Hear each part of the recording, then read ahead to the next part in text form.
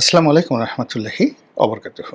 সম্মানিত দর্শক, July August বিপ্লবের পর যে একটা উদ্ভূত পরিস্থিতি তৈরি হলো এবং একটা সরকার গঠিত হলো, আমি বলেছি যে এই সময়টিতে তারেক রহমান সাহেবের দেশে আসাটা নিরাপদ নয়। তখন যারা শান্তিপ্রিয় মানুষ, তারা সবাই আমাকে অশান্তির একটা দূত হিসেবে মনে করলেন যে এই ভদ্রলোক সেই যাকে বলা হয় সব কিছুর মধ্যেই নেতিবাচক খুঁজে বেড়ায়। অনেকে গালাগাল শুরু করলেন, যারা আমাকে নিয়ে ভিডিও বানালো, গালাগাল দিল। সেপ্টেম্বর অক্টোবর মাস থেকে যখন এই পরিস্থিতি শুরু হয়ে গেল, আমি যেগুলো আশঙ্কা করছিলাম, তখন যারা আমাকে গালাগালি করতেন তারা কিন্তু এখন চুপ হয়ে গেছেন। তারা মানে ইতিমধ্যে তাদের যে পক্ষ, সেই পক্ষ তারা অনেকে ত্যাগ করেছেন। যারা বিএনপির কট্টর সমর্থক ছিলেন সোশ্যাল মিডিয়াতে, তারা বিএনপিকে এখন আর সমর্থন করছেন না। তো এই অবস্থাতে প্রায় প্রতিদিনই আনএক্সপেক্টেড, অপ্রত্যাশিত ঘটনা ঘটে যাচ্ছে। সকল অপ্রত্যাশিত ঘটনা ঘটছে, তার মধ্যে সবচাইতে যে বিপজ্জনক ঘটনা পুরো বাংলাদেশকে তটস্থ করে রেখেছে, সেটা হলো বিএনপি, জামাত এবং এনসিপি, এই তিনটি রাজনৈতিক শক্তি। তারা যে যেখানে পারছেন, যাদের শক্তি সামর্থ্য আছেন, তারা সেই জায়গাতে নিয়ন্ত্রণ প্রতিষ্ঠা করতে গিয়ে জনগণের উপর অত্যাচার করছেন অথবা নিজেরা মারামারি করছেন, কাউন্টার গ্রুপটা বাধা দেওয়ার চেষ্টা করছেন, এবং এগুলো নিয়ে বহিষ্কার, মারামারি, হানাহানি, এমনকি খুন খারাপি পর্যন্ত ঘটে যাচ্ছে। মধ্যে ভাতৃঘাতী সংঘর্ষ, তারপরে দলীয় ক্রন্দল, এরপর চাঁদাবাজি, নিয়োগ, বদলি, দুর্নীতি, অনিয়ম, প্রভাব বিস্তার, টেন্ডারবাজি, যা কিছু হচ্ছে এর মানে হাজার না লাখ ভাগের এক ভাগও বিএনপির যারা নেতৃত্ব তারা নিয়ন্ত্রণ করতে পারছেন না। যারা বিএনপির ভালো মানুষ, এখন কেন্দ্রীয় অফিস বলেন, বিভাগীয় নেতৃত্ব বলেন, উপজেলা নেতৃত্ব বলেন, কেউ পারছেন না। এখানে যে যার মতো করে চালাচ্ছেন এবং সবাই বলার চেষ্টা করছেন যে এখন তারেক রহমান সাহেবের যে উপস্থিতি, এটি বিএনপিকে নিয়ন্ত্রণ করার জন্য বা বিএনপিকে উজ্জীবিত করার জন্য বা বিএনপিকে শৃঙ্খলাবদ্ধ করার জন্য খুবই বেশি গুরুত্বপূর্ণ, এবং এটা ছাড়া এই মুহূর্তে সম্ভব নয়। এবং ঘটনা তাই হলো যে যদি আপনি ইন্ডিভিজুয়াল বা ইন্ডিপেন্ডেন্ট তারেক রহমান সাহেবকে চিন্তা করেন, তার জীবনের ঝুঁকি, তারপরে তার প্রাণের ঝুঁকি, এটা সেই আগস্ট মাসে যেমন ছিল তার সাথে এখন আরও মারাত্মক আকার ধারণ করেছে, এটা সত্য। কিন্তু এই মুহূর্তে বাংলাদেশে তার যে প্রয়োজনীয়তা, সেটা আগস্ট মাসে তার যে প্রয়োজনীয়তা ছিল বাংলাদেশে, তার চেয়ে কোটি কোটি গুণ বেড়ে গেছে। কাজেই তার জীবনের চাইতেও দেশের প্রয়োজনটা এই মুহূর্তে খুব বেশি হয়ে পড়েছে, বিশেষ করে তার দলকে নিয়ন্ত্রণ করার জন্য। এখন তিনি যদি বাংলাদেশে থাকতেন, তিনি যদি সারা বাংলাদেশ ভ্রমণ করতেন, জনগণের সঙ্গে কথা শুনতেন, এবং তার দলের যে সকল মন্দ মানুষ, লাঠিয়াল বাহিনী, দুর্নীতিবাজ, তিনি যদি তাদেরকে শাসন করতে পারতেন, তাহলেই বিএনপির জন্য একটা ভালো সময় আগামীতে আশা করা যেত। কিন্তু এখন যে অবস্থা চলছে, বিএনপির যে সকল শীর্ষ নেতৃবৃন্দ, ধরেন 10-12 যারা আছেন, এই 10-12 জনের মধ্যে সেই 15 দিন আগে যারা কথা বলতেন, আপনি দেখবেন যে গয়েশ্বর বাবু চুপ হয়ে গেছেন, মির্জা আব্বাস চুপ হয়ে গেছেন, মির্জা ফখরুল সাহেব চুপ হয়ে গেছেন, তারপর আরও অনেকে, তাদের কোনো অ্যাক্টিভিটিস নেই। হাল আমলে সালাউদ্দিন সাহেব কথাবার্তা বলতেন, তিনিও গত 3-4 দিন ধরে তেমন কথাবার্তা তিনি বলছেন না। তাহলে কি হলো? কি হচ্ছে বিএনপির মধ্যে? কি হচ্ছে দেশের মধ্যে? ডক্টর মোহাম্মদ ইউনূস পুরো দেশটাকে ছেড়ে দিয়েছেন আল্লাহর মাল হিসেবে, কুল্লু খালাস। ফলে এই আল্লাহর মালে দেশে যে যেখান থেকে পারছেন চেয়ারে বসে সেই সর্বনাশ তিনি করে যাচ্ছেন। ঘটনাটা অনেকটা এরকম যে রোম যখন পড়ছিল, নীরো তখন বাঁশি বাজাচ্ছিল। তিনি এখন যমুনাতে বসে সংস্কার করছেন, তিনি যমুনাতে বসে ঐক্যমত্যের বৈঠক করছেন।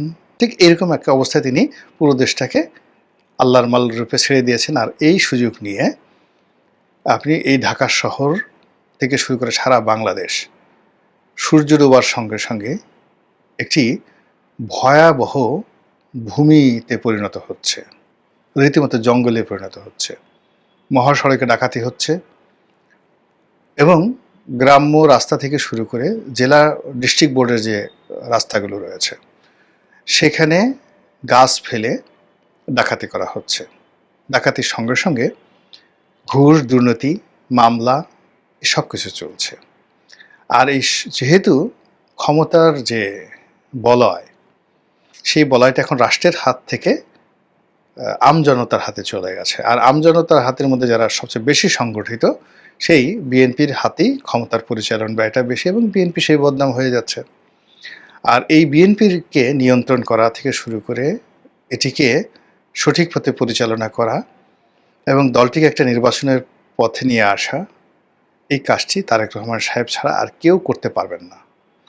এখন উনি লন্ডনে বসে বা দেশের বাইরে বসে যেভাবে শেখ হাসিনার জমানাতে জাস্ট দল চালিয়েছেন, সেটা ছিল কেবলমাত্র কমিটি গঠন, কমিটি ভাঙা, কাউকে নতুন পদ দেওয়া, পদবি দেওয়া এবং অনেক দিন পর 6 মাস 7 মাস পর একটা দলীয় প্রোগ্রাম করা এবং বছরে 15 বছরে হাইয়েস্ট সাকসেসফুল 15টি বৈঠক করা।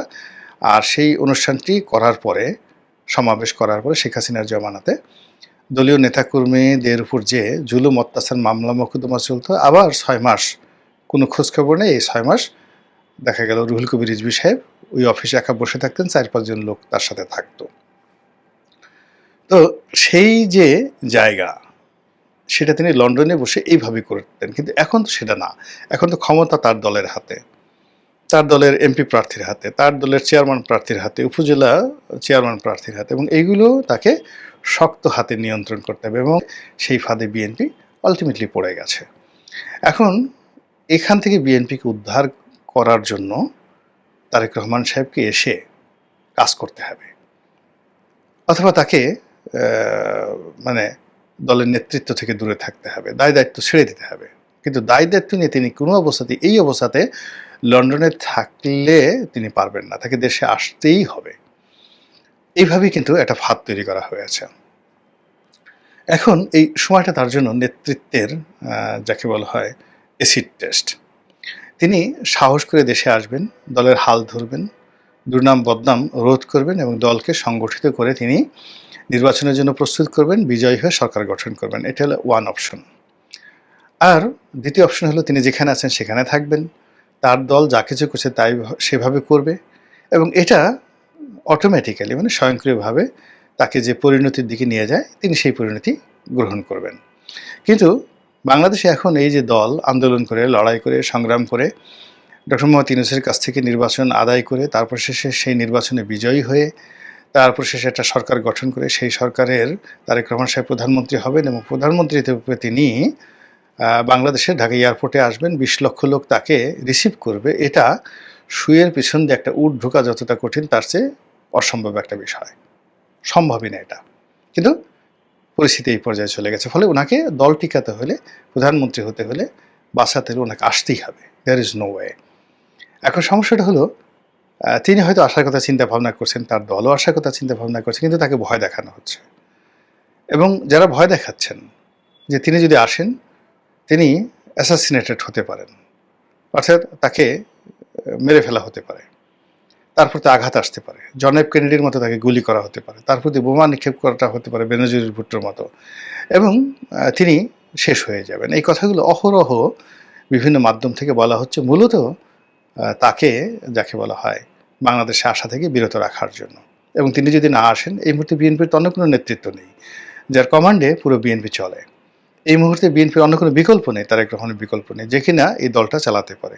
ফলে এখানে একটা ভেস্ত দর্জিকের মাঝামাঝি না, একেবারে ডাইরেক্ট আপনাকে ফিনারে জাহান্নামা খালেদুন হতে হবে, জাহান্নামে চলে যেতে হবে, অথবা জান্নাতুত তাজরিম মিন তাহতিহাল আনহারু খালিদিনা ফিহা, অর্থাৎ এমন আমল করতে হবে যে আমলের ফলে আপনি এমন জান্নাতে প্রবেশ করবেন যেখানে মানে অনন্ত কাল আপনি আরাম-আয়েশে থাকতে পারবেন। তো সেক্ষেত্রে এই বিএনপিকে নিয়েও ঠিক ওরকম অবস্থা। মাঝামাঝি কোনো জায়গা নেই। একেবারে পতন, আজীবনের জন্য নিন্দিত হয়ে, ঘৃণিত হয়ে এই সমাজ থেকে তাকে চলে যেতে হবে। এ রাষ্ট্র থেকে তাদেরকে চলে যেতে হবে, অথবা এ রাষ্ট্রে তারা একটা নতুন ইতিহাস তৈরি করবে এবং এই ইতিহাসটা তারেক রহমান সাহেবের নেতৃত্বে হবে। এবং সেখানে তার ঝুঁকি থাকবে, ভয় থাকবে, তার প্রতি আক্রমণ থাকবে এবং এটা মোকাবেলা করার মধ্যেই তো তার নেতৃত্ব। তিনি সেটা মোকাবেলা করতে পারলেই তার সাহসিকতা প্রমাণিত হবে। তিনি সেটা করতে পারলেই তিনি যে শহীদ প্রেসিডেন্ট জিয়াউর রহমান সাহেবের ছেলে, এটি উত্তরাধিকার সূত্রে তিনি পিতার যে লিগেসি, ঐতিহ্য, এটা তিনি ক্লেইম করতে পারেন। আদারওয়াইজ এটা হবে না। এখন জিয়াউর রহমান সাহেবের বন্ধু তালিকার মধ্যে একজন দুর্নীতিবাজ ছিল না। জিয়াউর রহমানের ছেলেকে যদি কন্ট্রোল করতে হয়, তাকে ঠিক সেম জিনিসটা করতে হবে। তার পরিবার ঠিক করতে হবে আগে, তার সার্কেলটাকে আগে বাদ দিতে হবে। যারা তাকে ব্যবহার করে হাওয়া ভবন গড়ে তুলেছিল, যারা তাকে মানে কেন্দ্র করে যে সকল দুর্নাম বদনামের মহা রেকর্ড তৈরি করেছিল 2001 থেকে 2006 পর্যন্ত, সেই লোকগুলো এই সময়টিতে বিএনপির অফিসের ধারের কাছে, বিএনপির কোনো কমিটিতে তারেক রহমান সাহেবের ধারের কাছে যদি থাকে, তাহলে তারেক রহমান সাহেবের কাঙ্ক্ষিত বিজয় আসবে না। কারণ তারেক রহমান সাহেব যদি আসেন, তাহলে তো তিনি জনগণের মুখোমুখি হবেন, রিয়েলিটি বুঝতে পারবেন এবং তাকে লোকলজ্জার ভয়ে হোক, গণসমর্থনের কারণে হোক, গণধিকৃত হওয়ার ভয়ে হোক, তাকে সত্যের পক্ষে কথা বলতে হবে। আর এই কথা বলতে গেলেই দুর্নীতিবাজ, চাঁদাবাজদেররা গণপিটুনির শিকার হবেন এই মুহূর্তে। নির্বাচনী এলাকায় তিনি ঘোষণা করে দিলেন যে গোলাম মোল্লা রনির সাথে আমার কোনো সম্পর্ক নেই। বিএনপির নাম নিয়ে যদি গোলাম মোল্লা রনি সেখানে যায়, কোনো কিছু করে, রনি এবং তার আত্মীয় স্বজন ঠ্যাং ভেঙে দেবেন, যেটা শেখ হাসিনা করতেন। তো আমার ঠ্যাং ভাঙতে তো জনগণের 1 মিনিট সময় লাগবে না। তারেক রহমান একটা হুকুম, এটা লন্ডনে বসে হবে না। তিনি যদি পটুয়াখালী সার্কিট হাউসে গিয়ে বা গলাচিপাতে গিয়ে বৈঠক করে যদি বলেন গোলাম মোল্লা রনির সাথে আমার কোনো সম্পর্ক নেই। আমি জানতে পেরেছি যে এই গত 6-7 মাসে সে গলাচিপাতে দুর্নীতি করেছে, 10 মিনিটের দুর্নীতি করেছে, অন্যায় করেছে, যেটার সঙ্গে বিএনপি একমত না, সে আমার মান সম্মান ডুবিয়েছে। আমি তার নাম তাকে দেখতে চাই না। 1 ঘন্টার মধ্যে আমার বাড়িতে বিএনপির নেতাকর্মীরা আগুন লাগাই দেবে, 1 ঘন্টার মধ্যে। তো এই যে সুযোগটি তার আছে, এবং তিনি এখন 64, তার বাবা যে কাজটি করেছেন, তিনি 64 জেলা যদি ভ্রমণ করতে চান, তিনি হেলিকপ্টারে, এখন লেদুকেদু ধলা হেলিকপ্টারে ঘুরে বেড়াচ্ছে। তা নিয়ে যদি একটা 30 কোটি টাকাতে একটা হেলিকপ্টার কিনে ডেইলি 5টা জেলায় ভ্রমণ করেন, 64টা জেলা ভ্রমণ করতে কতদিন লাগে? তিনি যে সামনের সময় আছে, তিনি যদি 460টি উপজেলাতে যান হেলিকপ্টারে করে, ডেইলি সে আপনি 10টা করে উপজেলাতে তিনি ভ্রমণ করতে পারবেন, মোর দ্যান দ্যাট, আরও বেশি করতে পারবেন। অর্থাৎ একটা জেলার মধ্যে গিয়ে যে কটা উপজেলা আছে, একটা জেলা একদিনে তিনি কভার করতে পারবেন। প্রত্যেকটা উপজেলাতে তিনি যাবেন এবং সেখানে গিয়ে বৈঠক করবেন, লক্ষ লক্ষ লোকের সমাবেশ। কে তাকে মারতে আসবে? কে? বিএনপিকে যদি বাঁচাতে হয় এই মুহূর্তে, এবং তারেক রহমান সাহেবকে যদি জনগণের মধ্যে বেঁচে থাকতে হয় দেশনায়ক হিসেবে, সেক্ষেত্রে তাকে দেশে অবশ্যই এই মুহূর্তে আসতে হবে। আদারওয়াইজ তিনি রাজনীতি থেকে হারিয়ে যাবেন। আল্লাহ আমাদের সবাইকে হেদায়েত দান করুন। আসসালামু আলাইকুম ওয়া রাহমাতুল্লাহি ওয়া বারাকাতুহু।